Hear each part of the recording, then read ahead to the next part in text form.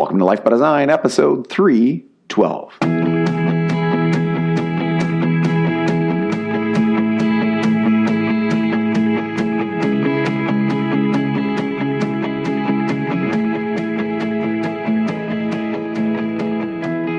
Welcome to Life by Design. I'm your host, Dr. Jamie Richards, and I'm joined today by my colleague, my brother from a different mother, Dr. Cratio Jug.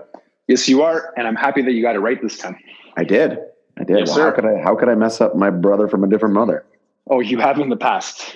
Yes, very true. We are creators of Life by Design with many locations worldwide. Each week on the show, I fixed it for this week. Each week on the show, we discuss the principles and the practice of Life by Design. Today, we're talking about the craziness around weight loss and why it doesn't work. And I don't mean it doesn't work for anybody, but why it doesn't work for a lot of people and why people aren't reaching their weight loss goals. And I think there's a few physiological things we're going to discuss today, Cratio. There's also some psychological things we're going to discuss today. At the end of the day, I think people who, just anybody in general, most people have a scale in their house. It's a normal thing that people have now. We don't have one in our house, but oddly enough, I have one under my desk for a different reason. But there is a scale here in my office. And we have a love-hate relationship with scales, right? It's one of those things we are connected to, especially if we care about, say, the way we look. We often think that the way we look is going to be defined by what happens when we step on that scale. But the funny thing is, not to say they're not related in any way whatsoever, but it's not a direct correlation. And so let's talk today about why this is, why we typically see people having challenges with losing weight, and what some of our solutions are. Sounds great. Let's do it.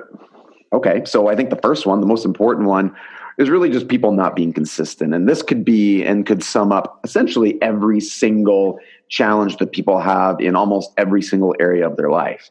Number one, if they don't have the knowledge of what to do, that can hold them back. But most of the time, it's not a knowledge thing. And, we've mentioned so many times that with the internet and access to information, and there's a lot of great people with great information. There's tons of experts that I would actually consider qualified, and they're more easily accessible than ever before.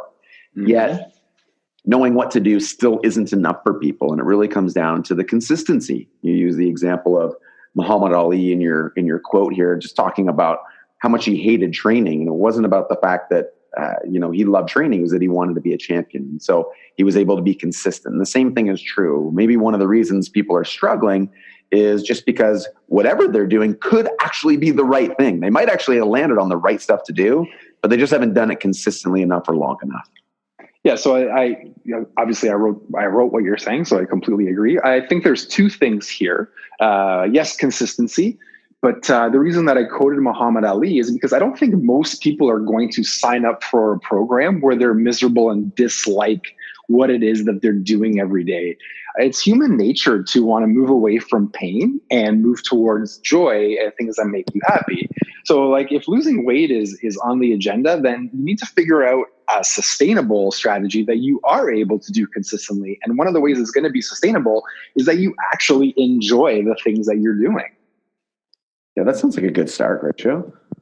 Seriously, I listen to and you can hear it in people, right? They want this result so bad. I want the scale to say this, and I want to have this body. And then when you listen to what it takes, when you use words like, I'm grinding my diet out and I'm choking this down, I don't feel like I'm choking food down. I have never felt that way. And if I did feel that way, then that thing was off the menu and we were eating something else. We're enjoying our meals. Yes, I still love pizza and I love hamburgers and I love chocolate and I always will, but I also love the food that I eat every day. And it's much easier to eat it if you love it. Sure. Yeah, I can't imagine eating food that I don't like and training in a way that I don't like. And of course, the flip side of that is you can't just do things you like if they're not the correct things to do. And I think that's where they fall off. They go, well, I don't like strength training. No problem. So I'm going to do nothing, or I'm going to just walk. Right. Okay. Well, you're not going to get the result. And this is exactly, sorry to interrupt you, but this is exactly why we try to keep Life by Design principle based, right? Because everyone might not like doing CrossFit. Well, that's great. You don't have to do CrossFit, right, to reach your goals. But if you're trying to lose weight and have a lean, strong body, like you said, you're going to have to strength train. That's going to be a component of it. Now, whether you choose to do gymnastics as strength training or powerlifting as strength training, we can have a conversation around that stuff.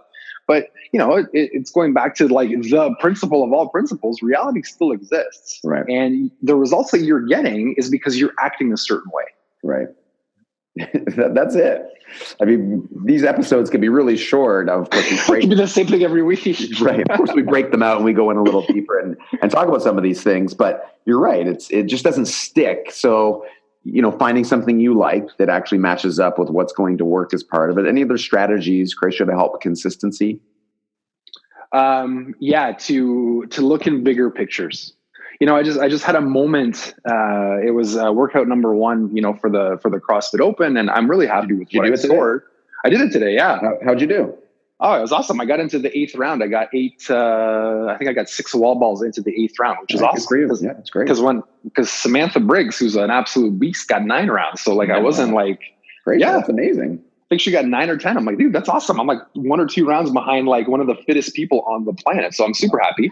Yeah. And people crushed it, but it's funny because when it's a short term, I need to do awesome right now, there's a lot of pressure. But when it's I need to be my best in 15 years, it's just amazing what starts to happen when you gain such a top level perspective on where it is that you're going. You stop fretting so much about the little details, and you start worrying about the big ones. So I think just creating that perspective of long-term vision, because it's going to take you, no matter what it is that you want, it'll take you a lot longer to get than you think. I promise that. Yeah, that's true. And so, talking about this long-term vision, let's flip it, because the other side of that's going to help you is then also having a system to ritualize the steps. So 100%. We've talked about the end product is you need to be consistent in doing the right things. So one of the ways Croatia said that's important is what's the long-term vision, what's the big picture? And then the flip side of that is you also have to have some type of day-to-day strategy in place that helps you build the habit. Because I think people also fall off there. They've got a big picture. They want to have these great experiences and goals and outcomes. They know what to do. They know it needs to be consistent.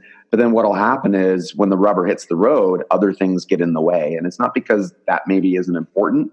We're very habitual creatures, and changing one habit to another, even though we know it's better for us, especially if you're just adding and stacking habits on top of an already busy schedule, oftentimes you have to go back and look at things that maybe you don't need, that you can delegate or automate, that you can get rid of, that you can stop doing, and in its place, position in that habit, block it out in time, right? All the regular things you talk about in productivity. Find a time, make it consistent, put it in your schedule, have a to-do, have a reminder, have a reward system. So there's all these things to take, the endpoint that you have in place, and then have something that allows the day-to-day to help it unfold. Krisha, let's talk about the timeline, because I think that's an important concept here. It's kind of like building a house, right? You think it's going to take a year and cost, $300,000, and it takes 2 and costs 6. It really is. It's the same thing. Yeah. Yes. I mean, it's the same thing in principle. It's a little bit different because, again, you said it, I love it. We're creatures of habit. So your body type, your strength level, all that stuff, you are that way because of the certain habits that you've created. Right. So the first thing that needs to happen is you need to become a different person. Like if you're weighing 200 pounds and you want to, weigh 150 pounds, for example, you need to become the person first that weighs 150 pounds, which means you need to think the way that person thinks about their food and about their training, about their weight, about their clothes, about the scale. You have to learn all these things. And that takes a long time. Not all of those things take a long time. You could happen overnight, but for most of us, there's some deep-seated habits and beliefs that take a long time, first of all, to discover that you even have them, let alone start to change them.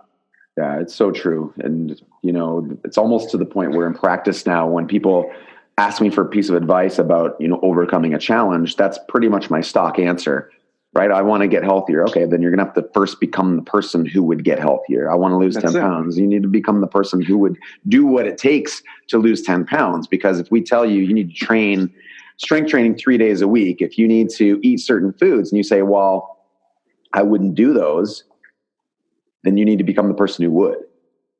Yeah. And I mean, it's so funny. I used to, because I've heard this, probably 10,000 times in my life. And it sounded so cheeseball and so stupid and so airy-fairy the first time I heard it, until you started looking at some of the habits that the people, like when you start to get really close to people who have the things that you would like to have, you start to see that they have different beliefs than you. And because they have different beliefs, they do different things than you. And then you start to realize that it's because of those things that drives them to do certain actions that get the results. So this might be far outside the scope of today, but let me go deep into this question. So let's assume somebody says, I want to have these things. I hear what you're saying. I really, given a lot of thought and whatever it is, whether it's stuff, things, experiences, whatever it is, that I want those things.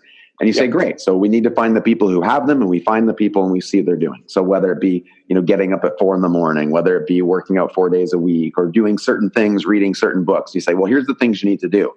Yeah. And they look at it and they say, ugh, I just don't think I could do that. Short of saying, well, then you're not going to have the result, which is really the reality exists answer.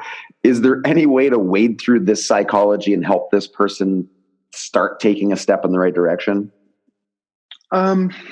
That's a really good question. I think this one depends a lot on the specifics. Like, what are you unwilling to do? Mm-hmm. Like, again, I think it's Dan Kennedy tells a really interesting story about somebody who wanted to model behavior so bad. There was this billionaire that he wanted to be like, and this guy was so determined to be and to have what this individual has that one of the things that he adopted, and I think this is hilarious, is the billionaire would walk with a certain limp. And this guy started to walk with a certain limp because he didn't. Here's my point, and here's why I'm saying this. You don't understand what things are going to be important and what things are frivolous. This isn't to say that ultra successful people don't do stupid shit that doesn't matter or things that are frivolous. But if you don't know what's going to bring you the results, then you should probably try to mimic as much as you possibly can as you're figuring it out. Now, for somebody who's like, I can't do that. Okay. Is there somebody who has the results that you're willing to do what they've done? Right? Because at this point, you don't understand what's unnecessary and what's necessary. It's only looking back that you're able to say, okay, this is probably unnecessary. I can stop doing that. Yeah. Right. The saying hindsight is 20/20, I think applies in this case. Right. Yeah. It's tough because I think that's something that we face a lot with with people, with our clients. It's something probably we all face ourselves personally, where it's, we look at things, we want them, we recognize what we need to do. And for whatever our personal reasons and beliefs are, there's some things we're just either unwilling to do, don't believe that we can do. I guess it comes back to what we talked about. And your point is maybe you won't do them and can't do them because you haven't become that person yet. And so this is where going through Think by Design would be valuable, right? So making sure that we start to become aware of our personality, of who we are, of our value systems, and really start to look at areas of our life where we're maybe not as happy as we want to be, and realize that there's some things in there that could change from a belief system perspective, that maybe down the road 6 months, you'd be more willing to actually do the habits that are going to get you the results. Sure. Or, I mean, like what some people do, they're like, well, I'm going to do this. I'm not saying this is the best strategy in all cases, but some people seek out scary things or uncomfortable things for the fact that they need to build their, confrontational tolerance. Right. Yeah. We talked about this on, might have even been last week's podcast. Yeah. And using some of these strategies to use physiology to help the psychology versus always making it a psychological thing, right? You put your body in the situation and you experience the physiology of that and realize it's probably safe to do things that you didn't think you could do. And I think it gets easier and easier to do it. I had lots of clients, right, where you get them to do something the first time and they go, oh, that wasn't bad as I thought. And then it becomes a no-brainer from that point forward. So kind of getting over the initial momentum swing in order to get the habit in place. I think, and again, I've heard people talk about this, and I can only draw from my own experiences on this, but I think that our brain, when it comes to fear, creates much more hype than the discomfort of actually having to do that thing, right? Like, we're more worried about the scenarios that we create in our mind than when the actual event that we fear happens. You go through it and you're kind of like, oh, that wasn't as horrible as I thought. For sure. Yeah, I mean, I can think of hundreds of personal examples of how much we built up how something was going to be, and then it wasn't actually like that in any way whatsoever. And you have to have a little chuckle afterwards, right? Yeah, I agree. Good. Well, guys, I think this is an important episode, really. I think you come back to listen to this one more than once, because not only are we talking about the what to do and making sure that you do it consistently, but it's also recognizing that who you are as a person is going to precede a lot of these things. And it's always about taking the time to figure out your value systems, to figure out, your belief systems. Are they aligned with reality? Do some of them need to change in terms of leading to different actions, which is going to lead to different results? So sure, it says weight loss goals, but that could be any goal that you have in mind for yourself. It all applies. So if you go to the show notes, we'll put a manual in there. You can grab the free Move by Design manual. I'm also going to throw the free Think by Design manual in there as well. So check it out at lifebydesign.com/podcast. And as always, Krisha, thank you for being on the show. Yeah, it's always awesome. I love this. Me too. Every week. Thank you for joining the drive to 1 million families worldwide living life by design.